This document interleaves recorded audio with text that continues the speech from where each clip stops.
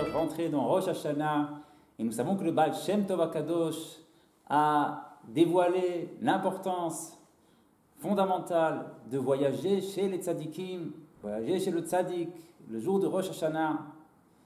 Rabbi Nachman de Breslev a rapporté la chose dans plusieurs de ses Torot de l'Écouté Moharan.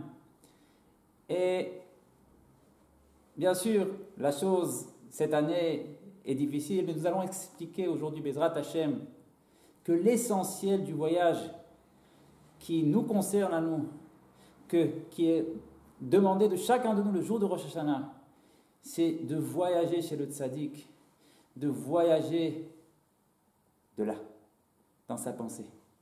Quitter ses propres pensées pour adopter celles du tzaddik. C'est ça ce qui s'appelle voyager chez le tzaddik. Quitter tes pensées, voyage, pars pour adopter de nouvelles pensées. En ce début d'année, de nouvelles pensées, une nouvelle tête, celle du tzaddik.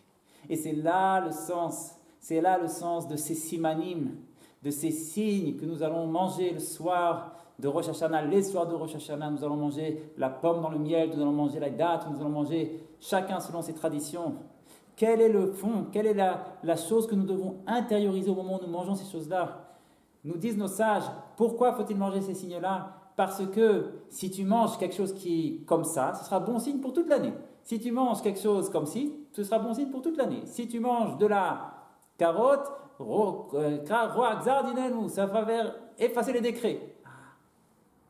Parce que j'ai mangé un morceau de carotte, parce que j'ai mangé un petit peu de grenade, je vais être plein de mitzvot. En un instant comme ça.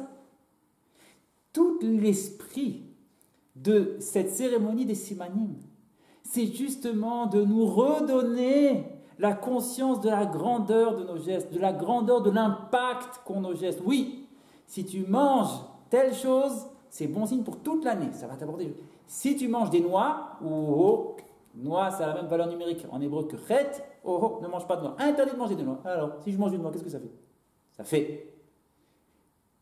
C'est là ce voyage où tu dois voyager le soir de Rosh Hashanah chez le tzaddik.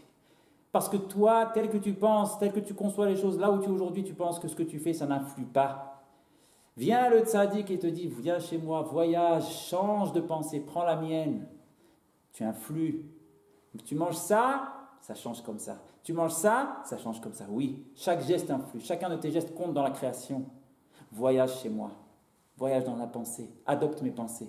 Et ainsi aussi, lorsque nous trempons le pain, pour ceux qui en ont l'habitude, dans le miel, lorsque nous trempons la pomme dans le miel est le seul aliment de la création qui est cachère, on a le droit de le manger, mais qui sort de quelque chose qui est impur. Une abeille, on n'a pas le droit de la manger.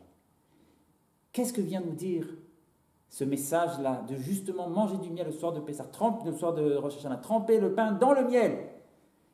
Parce que, là aussi, c'est l'appel de Rosh Hashanah. Voyage chez le tzaddik. Quitte tes propres conceptions des choses. Oui, dit le tzaddik, de l'impur peut sortir le pur. De toi, de moi, tel que nous sommes aujourd'hui, avec les impuretés qu'on a, comme des abeilles, interdit de les manger. De ça peut sortir le miel, dit le tzaddik. De toi peut sortir le miel. Cesse de croire que non. Trempe le pain dans le miel. Voyage chez moi. Quitte tes pensées, prends les miennes, prends celles de l'espoir que je te dis. De toi sortira le miel, tel que tu es aujourd'hui. Et enfin, Bezrat Hashem viendra le jour de Rosh Hashanah, cette année, le deuxième jour, où nous allons écouter le son du shofar. Nous savons que chaque mitzvah, elle a son influence sur tout le corps de la personne, elle change la personne, elle lui rentre de la kedusha, de la sainteté, mais tout particulièrement sur le membre qui a accompli la mitzvah. Et voici que la mitzvah du shofar, ce n'est pas celle de stocker du shofar, c'est celle d'écouter le shofar. L'ishmo akol shofar, nous disons la bracha. Parce que c'est une mitzvah de l'oreille. Et donc, lorsque nous faisons la mitzvah d'écouter le shofar, plus particulièrement, nos oreilles reçoivent une influence toute nouvelle, une sainteté toute nouvelle. Et c'est là ce que nous devons, pendant que nous écoutons le shofar, demander à Hachem, Ribono Shel Olam, aide-moi, sanctifie mes oreilles, que je mérite toute l'année d'écouter ce message du tzaddik, de rester avec le tzaddik, de rester en vacances, de ne pas rentrer chez moi, rester chez le tzaddik, de continuer à écouter avec renouveau ces paroles du tzaddik qui disent combien je suis important, combien j'ai encore toutes les portes ouvertes devant moi, combien je peux devenir du miel. Continuez à l'écouter, c'est là le sens de cette écoute du chauffard, c'est là le cri, les pleurs du chauffard, puisque le chauffard, disent nos sages, ils ont le bruit des pleurs. La première son qui a tout, c'est papa. Simplement, après l'enfant voit que le papa ne répond pas, alors il fait papa, papa, papa, shvarim, tout. Il voit qu'il ne répond pas encore, il fait papa, papa, papa, papa, tout. Toutes ces cols, ces voix du chauffard, ce sont nos appels, nous appelons Hachem.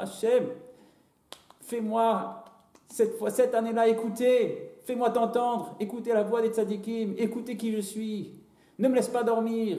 Et c'est là, pendant le chauffard, nous devons aller d'une pensée à l'autre. D'un côté, avoir la joie profonde de mériter, de faire cette grande mitzvah du chauffard, remercier Hachem pour cela, et d'une sonnerie à l'autre, passer aussi à ce cri, donne-moi une autre année, donne-moi un autre oui, ouvre-moi les yeux. Shana Tova à tous.